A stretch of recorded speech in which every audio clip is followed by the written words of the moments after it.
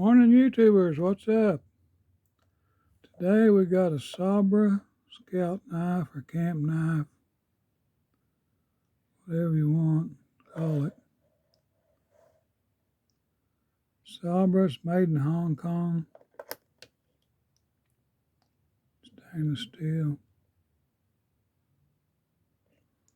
These Sabre knives are made in, I don't know, 5, 6 countries. I've always considered Hong Kong to be one of the worst. But,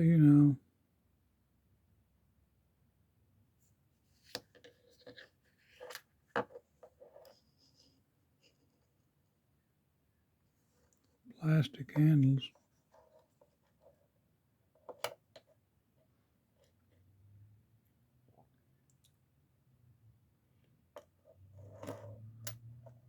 Can opener's not sharp. Anyway, I thought I'd bring that out and get in these scout knives. Thanks for watching, guys. Girls, have a great day. Stay warm. God bless you, and please subscribe.